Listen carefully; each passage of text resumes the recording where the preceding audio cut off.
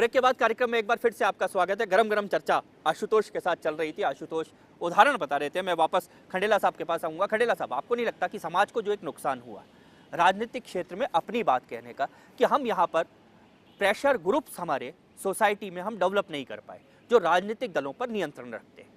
देखिए, मैं एक बात कह रहा हूँ, यहाँ भारत में सबसे बड़ा प्रेशर ग्रुप है एनजीओ।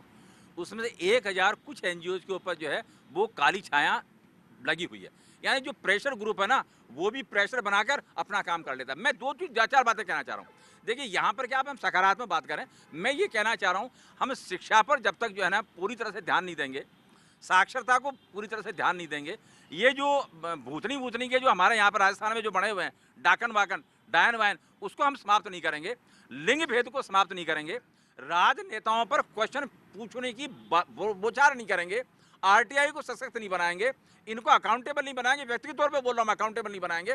अगर एक बजट के 4 भाग कर और जो हर 3 महीने के बाद में 25% खर्च नहीं करवाएंगे, ये हमने, मुझे लगता है कि हम इस दिशा में अब बढ़ने लगे हैं। ये हो रहा है तभी तो ये सब खुल रहे हैं। नहीं, मैं यही कह रहा हूँ, मैं और ज्यादा होना चाहिए, मैं कहना चाह रहा हूँ, ये जनता इसमें सहयोग करे। मैं यहाँ आज यहाँ लोकतंत्र की बात कर रहा हूँ, लोग इसमें शरीक हों, ये मैं यहाँ पे कहना चाह रहा हूँ आपसे। और ये सारी बातें होंगी तो वास्तव इन पर नियंत्रण रहेगा। देखिए, सवाल ये आता है कि जिस पॉलिटिकल पार्टी ने आरटीआई की बात मैंने कही, जिसने श्रेय लिया, वो कह रहा मैं तो आपको अधिकार नहीं दूंगा ये मेरे से पूछने का। अब आप बताइए इसका मोरल कहाँ चला गया? मैं उनको उजागर करने की बात कर रहा हूँ, उनकी कारिमा को बिल्कुल साफ करने की बात मैं कर रहा हूँ यहाँ पे। और दूसरी बात मैं कहना चाह रहा हूँ, जहाँ पे आपने ये कहा साहब हमने 60 करोड़ लोगों को मनरेगा में जो है वास्तव में संरक्षण दिया, आप कब तक संरक्षण देते रहेंगे? उनको सशक्त क्यों नहीं बनाते हैं? क्या हम सिर्फ पैसे बांटने से सशक्त समाज का निर्माण कर सकते हैं? खींचा साहब आपके पास आऊंगा जी। और जब जो आप स्किल डेवलपमेंट की बात कर रहे हैं, अरे स्किल डेवलपमेंट का जो सरकार का जो डिपार्टमेंट है, उसने कितने लोगों को वास्तव में रोजगार दिया या उनको उद्यमिता दी? आप उसके आंकड़े क्यों नहीं देते हैं? खींचा साहब आपके पास आता हूँ। खींचा साहब, जो इन्होंने बात कही उसी बात को आगे बढ़ा रहा हूँ कि जो प्रेशर ग्रुप्स थे हमारे समाज के, प्रेशर ग्रुप ही इस कंट्री को आगे ले जा सकते हैं। इस ग्रुप को प्रेशर ग्रुप आगे ले जा सकता है, सर्वोदय आगे ले जा सकता है, अच्छे लोग आगे ले जा सकते हैं।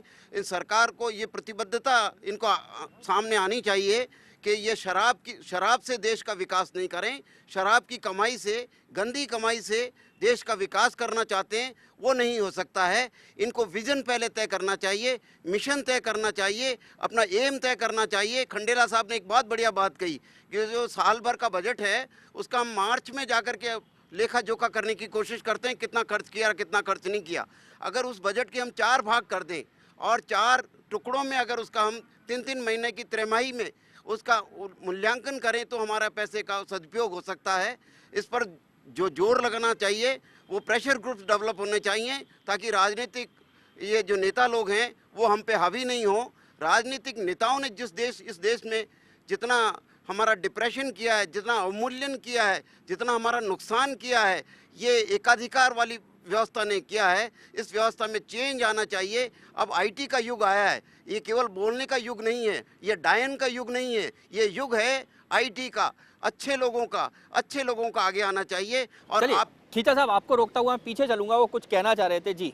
आज अपने देश को 65 साल हो गए आज़ाद हुए हुए। आज भी कई ऐसे एरिया अपने पूरे भारत में, नक्सलेट एरिया, राजस्थान में बेरोजगारी, आदिवासी इलाके, जिनके बच्चों को दिन भर खाना नहीं मिल पाता, और हम यहाँ मेट्रो ला रहे हैं, कोई रिफाइनरी खोल रहा है, कोई क्या खोल रहा है। मैं तो आज मेरे सामने बड़े बड़े गणमान्य लोग बैठे, इनसे पूछना चाहूँगा उन लोगों का विचार हो जिन्होंने 2 वक्त की रोटी नसीब नहीं हो पाती, खाना नहीं पाते, आज भी नंगे झड़ंग घूम रहे, उन लोगों को क्या, उन्होंने क्या वोट नहीं दिया उन लोगों को?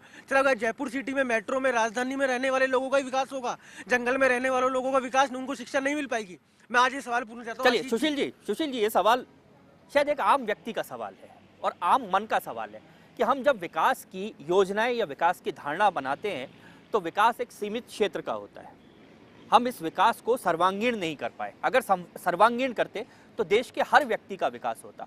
हम शायद एक हम हाथ को मजबूत बनाने में लग गए, पैर कमजोर रह गया, उसमें लकवा आ गया, या दूसरे पैर को मजबूत बना दिया तो एक पैर कमजोर रह गया। शायद देश का एक ढांचा हमने ऐसा भी खड़ा किया है। देखिए, आपने बहुत ही महत्वपूर्ण सवाल उठाया है। और देश की आज़ादी से लेकर आज तक जो भी सत्ता में पार्टियां रही हैं, आपको मैं बता दूं कि इंदिरा जी ने गरीब आदमी को मदद करने के लिए बैंकों का राष्ट्रीयकरण किया, राजाओं को प्रीवी पेपर्स बंद किया, आपके हरित क्रांति हम लेके आए जिससे अनाज में आत्मनिर्भर बने, दूध क्रांति लेके आए, और आप देखिए मनरेगा जैसी योजना आम आदमी को, गरीब को पैर पे खड़ा करने, उसको आजीवन उसका जीवन चलाने के लिए विश्व की सबसे बड़ी योजना कांग्रेस के टाइम में दी गई। और आप देखिए कि 21 सदी का नारा राजीव जी ने दिया। टेक्नोलॉजी के अंदर पूरी दुनिया के सामने आज भारत मजबूती के साथ खड़ा है, पूरी मजबूत अर्थव्यवस्था के साथ खड़ा है, पूरी दुनिया में हमारे टेक्नोक्रेट्स ने अपना महत्व को दर्शाया है। और आप देखिए पूरी दुनिया हमारी तरफ देख रही है। आज विश्व की महान आर्थिक शक्तियों में से भारत एक है। पूरी दुनिया में मंदी का दौर चला तो भी भारत मजबूती के साथ खड़ा रहा। और आप ये देखिए इस मंदी के दौर में भारत मजबूती के 2 साथ लाख खड़ा रहा, देश की आजादी, पर ये मैं आपको आपका बता रहा हूं, क्रेडिट नहीं शिक्षा के है, ये क्षेत्र में हिंदुस्तान की 2 लाख अर्थव्यवस्था का स्कूल जाते क्रेडिट है। आजादी के समय, आज 20 लाख से ज्यादा स्कूल हैं हमारे देश के अंदर हैं।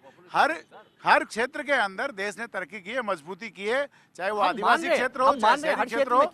मेरा सवाल रह गया जसबीर जी, यही सवाल चलिए मैं आपसे भी पूछता हूँ, क्योंकि इन्होंने अपने पूरे कार्यकाल गिना दिए, नेहरू जी से लेके इंदिरा गांधी, राजीव गांधी और बाकी 10 साल पिछले भी मनरेगा वाले। मैं तो आपसे नहीं, आप पूछना चाह रहे थे। मैं जो मेरा सवाल था वो सवाल रह गया है कि विकास जो है, विकास वो बहुत नीचे हर आदमी तक पहुंचना चाहिए था। ये सरकार थी, निश्चित रूप से हमने हाथ मजबूत कर दिया, पैर में पोलियो रह गया। आपका सवाल महत्वपूर्ण है। निश्चित रूप से नीचे तक पहुंचना चाहिए। और मैं आपको बता दूं कि इतनी लंबी समय के अंदर देश में आम आदमी तक साधन पहुंचे हैं, गांव तक विकास पहुंचा है। और एक तरफ ऐसी सरकारें हैं जहां 60% आबादी को अभी पंचायती राज चुनाव के अंदर लोकतांत्रिक प्रक्रिया से बाहर कर दिया है। ये भी इस देश में हो रहा है। लेकिन इसी देश में हो रहा है कि हम आज तक भी आरक्षण को लागू किए हुए हैं, एक समाज को हम इतना ऊपर नहीं ला पाए। जसबीर सिंह जी, आज भी हम आरक्षण व्यवस्था, हमने तय किया था कि एक पिछड़ा समाज है, हम उसको बराबर लाएंगे और इस व्यवस्था को खत्म करेंगे। हम आज भी 65 सालों से कर रहे हैं। आशीष जी, हमारा दुर्भाग्य है कि हम जिन वर्गों को जो पीछे रह गए थे, अभी जैसे पीछे एक मेरे युवा साथी ने जो पीड़ा व्यक्त की है, बिल्कुल ठीक बात। 25 करोड़ लोग आज भी इस देश में ऐसे हैं जो बगैर एक वक्त का खाना खाए सो जाते हैं। उनकी आंखों के आंसू को पोंछने का काम नहीं हुआ। और जो व्यवस्थाएं बनाई गई, जो कानून भी बनाए गए, जो योजनाएं भी बनाई गई, उनके लिए एक माकूल डिलीवरी सिस्टम ऊपर से नीचे तक, कि वो पैसा जो केंद्र की योजनाएं थी वो कैसे लोगों तक पहुंचे और उनके जीवन के अंदर कैसे आमूलचूल परिवर्तन आए और कैसे उनके लिए रोजगार के साधन मुहैया हों और कैसे वो सशक्त हों, इन चीज़ों को इग्नोर किया गया। मुझे माफ़ करेंगे आदरणीय सुशील जी, मैं आपको आशीष जी एक बात बता दूं कि जो आरक्षण की भी व्यवस्था लाई गई वो भी तुष्टीकरण और वोट पॉलिटिक्स के लिए लाई गई। उन वर्गों का वास्तव में सुधार करना, उनकी प्रगति करना वो मंशा नहीं थी। अगर वैसी मंशा होती तो जैसा कि अभी खींचा साहब कह रहे हैं, 10 वर्ष के लिए आरक्षण लाए, उसको आगे लगातार बढ़ाना पड़ा 50-60 वर्षों में, और उस आरक्षण का लाभ उनको मिला नहीं। उल्टा समाज हमारा विभिन्न जातियों में, विभिन्न मजहबों में, विभिन्न वर्गों में पट कर सशक्त होने के बजाय कमज़ोर हुआ। गणतंत्र को जो देन रही 60 सालों में, सुशील जी बुरा नहीं मानेंगे, जिस पार्टी के पास शासन का सबसे ज़्यादा वक्त होता है उसे ही सबसे बड़ा जिम्मेदार बनाया जाता है। जो विकास की बात जो कह रहे हैं, राजीव जी के उद्घोषणाओं से परिवर्तन नहीं हुआ। जो सूचना क्रांति आई वो नारायण मूर्ति को उसका क्रेडिट दीजिए, असीम प्रेम जी को उसका क्रेडिट दीजिए, इन्फोसिस को दीजिए। चलिए ऐसे लाखों एक बार उद्यमी थे जिन्होंने भंडारी जी उनको बोलने दीजिए, फिर मैं आपके पास किया वो सत्ता में। भंडारी जी, राजनीतिक दलों में सत्ता, मैं तो एक नतीजे पहुंचा हूं, इस देश को जो बर्बाद कर रहे हैं नेता नहीं, वो पार्टी के कार्यकर्ता जो चुनाव में खड़े होते हैं, चाहे भ्रष्ट हो, उनके लिए अपनी पार्टी के जी जान लगा देते हैं और उनको जिता के ले आते हैं। अगर इस देश में हर पार्टी के कार्यकर्ता ये डिसाइड कर लें कि मेरी पार्टी यदि गलत उम्मीदवार खड़े करेगी, मैं इसको नहीं जिताऊंगा, करप्ट को खड़े नहीं जिताऊंगा, क्रिमिनल को खड़ा कर नहीं जिताऊंगा, तो इसे चेंज आ सकता है। लेकिन हमारे कार्यकर्ता उनके लिए जी जान लगा देते हैं। आप देखिए, इस देश में नेताओं ने एजुकेट करने का प्रयास नहीं किया। आज मोमडन देख लो, सब अनएजुकेटेड हैं। जहाँ अनएजुकेटेड होते हैं वहीं यूनिटी होती है और वहीं इस तरह की बातें फैलती है। ये चाहते नहीं, ये एक्चुअली में सारे लोग, नेता लोग चाहते नहीं हैं। आज पूरे जंगलों को ख़त्म कर रहे हैं, जंगल ख़त्म हो रहे हैं, पेड़ काटे जा रहे हैं, ज़मीनों में कब्जे हो रहे हैं, मास्टर प्लान को सत्यानाश कर दिया। कहाँ ग्रीन बेल्ट है? कुछ नहीं है। एकमात्र ऑब्जेक्ट है पैसा कमाना। दिल में दर्द नहीं है कि मेरा देश आगे बचे। सुशील जी कह रहे थे लोग हमारी तरफ देख रहे हैं, वर्ल्ड हमारी तरफ देख रहा है, सही कह रहे देख रहे हैं कि ये इतना देश जहाँ ऐसे अच्छे अच्छे लोग भी हैं वहाँ भ्रष्टाचार बढ़ रहा है, वहाँ अत्याचार बढ़ रहा है, वहाँ अपराध बढ़ रहे हैं, वहाँ गंदगी बढ़ रही है, लोग पीने पानी नहीं है, रहने के लिए घर नहीं है, ये लोग देख रहे हैं हमारी तरफ। वरना इस देश के लोग भंडारी साहब एक बार मैं रोकूंगा, पीछे से कुछ कहना चाह रहे हैं, फिर मैं छिपा साहब के पास आऊंगा। 65 सालों में हमने जो देखा है, आज तक जातिवाद को बढ़ावा मिला है, आतंकवाद को बढ़ावा मिला है, आरक्षण को बढ़ावा मिला है और कुछ नहीं मिला है। सिर्फ राजनीतिक पार्टियों ने अपने अपने घरों को भरा है और जनता को धोखा दिया है।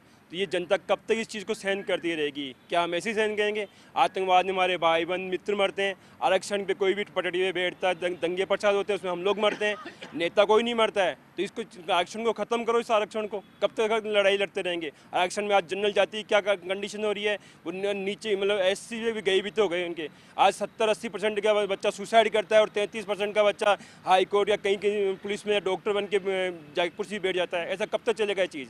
हम इस चीज़ को चाहते हैं कि इस 65 साल में आने वाले जो भी 2-4 सालों में इस आरक्षण को खत्म कर दिया जाए। लेकिन छिपा साहब मैं आपके पास, खींचा साहब मैं आपके पास आपसे निवेदन करूं खींचा साहब कि खत्म सारी जो बातों की जो सार है, खत्म करने से सारी बातों का सार ये है कि जनसंख्या पर हम नियंत्रण लाएं। जनसंख्या पर अगर नियंत्रण आएगा, जनसंख्या पर नियंत्रण आएगा तो हमारा देश क्वालिटेटिव आगे बढ़ेगा। बिना जनसंख्या पर नियंत्रण लाए कितनी योजनाएं बना लें, कितना ही आरक्षण कर लें, कितना ही बड़ी बड़ी बातें कर लें, लेकिन वापस धराशायी हो जाते हैं, वहीं के वहीं हो जाते हैं। इस गणतंत्र दिवस पर, इस पावन दिवस पर मैं आपसे निवेदन करना चाहता हूं। आपके साथ करूंगा, संकल्प की बात मैं करूंगा। बहुत सारी बातें हमने की, बहुत सारी समस्याओं की बातें हमने की, बहुत सारी कमियों की बातें की, बहुत सारे आरोप प्रत्यारोपों की बातें हमने यहाँ पर की। लेकिन अब हम एक ब्रेक लेंगे और ब्रेक के बाद जब हम लौटेंगे तो हम हमारी अच्छाइयों की बात करेंगे, हमारे गणतंत्र को मजबूत करने की बात करेंगे और सबसे बात करेंगे कि आखिर सबका योगदान कैसे हो इस मजबूत गणतंत्र को और मजबूत बनाने में। फिलहाल लेते हैं एक ब्रेक।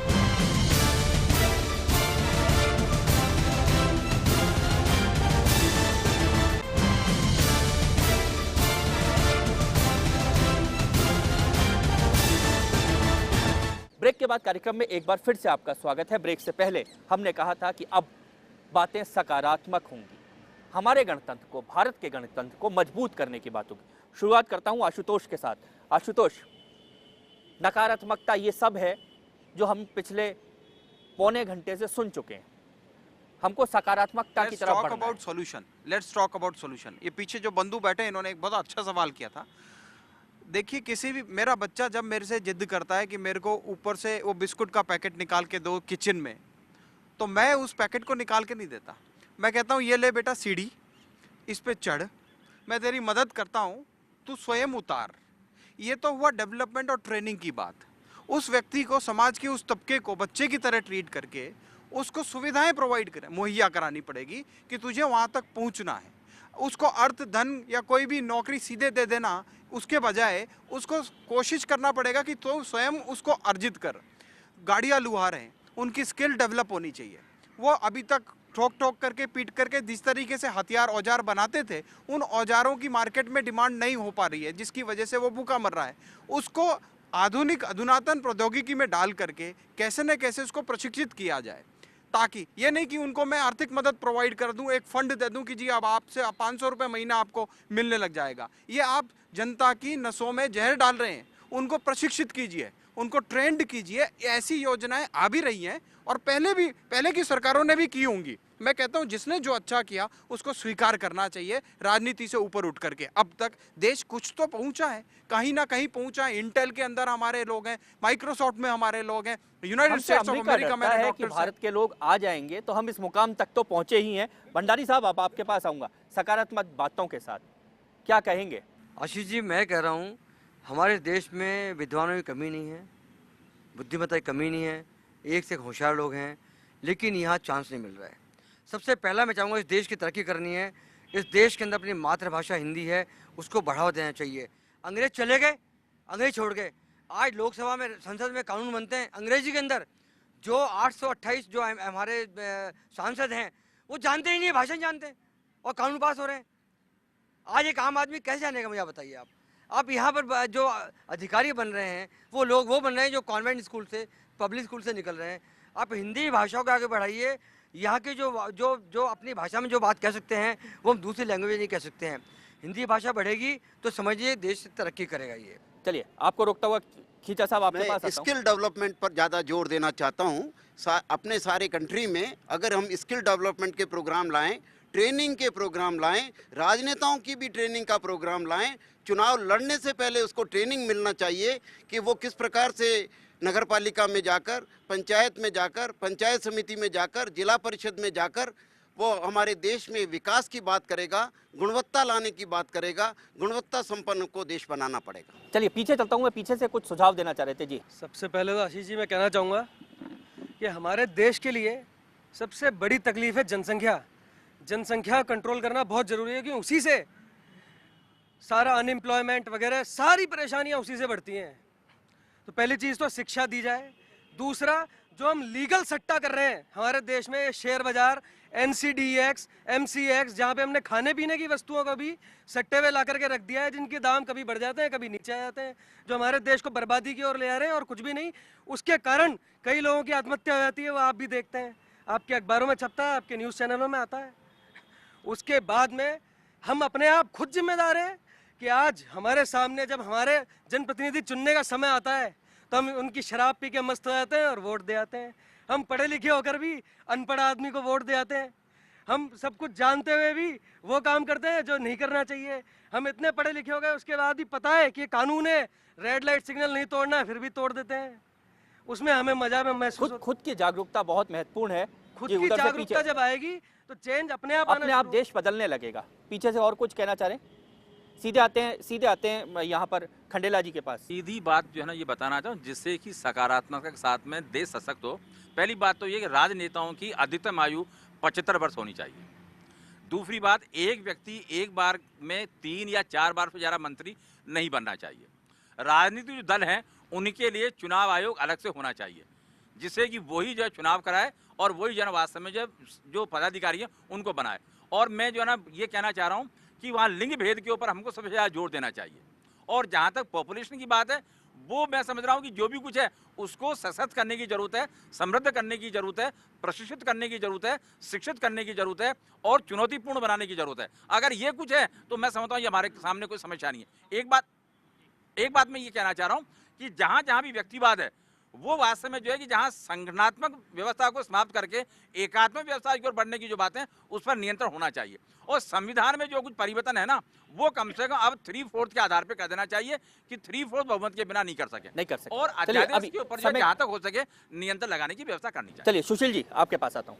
देखिए, जो आज़ादी के और लोकतांत्रिक गणतंत्र के 65 साल निकले हैं, सभी लोगों का, आम आदमी का, नेताओं का, प्रशासन में बैठे लोगों का, सभी की सामूहिक मेहनत रही है कि हम यहाँ तक पहुँचे हैं। और आगे बढ़ने के लिए जो भी आज पावर में है या नहीं है, सामूहिक भूमिका हमें निभानी पड़ेगी। लोकतांत्रिक व्यवस्था के साथ साथ विकास के रास्ते पे चलते हुए, सबको साथ लेके चलते हुए, तभी हम जो बातें हो रही हैं, जो कमियां हैं, उनको दूर कर पाएंगे। हम एक दूसरे के ऊपर आरोप लगाने, एक दूसरे पर लांछन लगाने और सत्ता प्राप्ति करने के माध्यम से ऐसा नहीं होगा। पूरे सिस्टम को हमें दुरुस्त करना होगा और जो लोग अच्छा काम करते हैं उनकी तारीफ करनी पड़ेगी, जो बुरा काम करते हैं उनकी आलोचना करनी पड़ेगी और पनिशमेंट उनके लिए निर्धारित होना चाहिए। यही एक लोकतांत्रिक प्रक्रिया को, देश को आगे बढ़ाने का रास्ता है। चाइना, जापान या दूसरे देशों की अपनी व्यवस्था है, वहाँ तानाशाही शासन है। हमारे देश में एक लोकतांत्रिक प्रक्रिया है।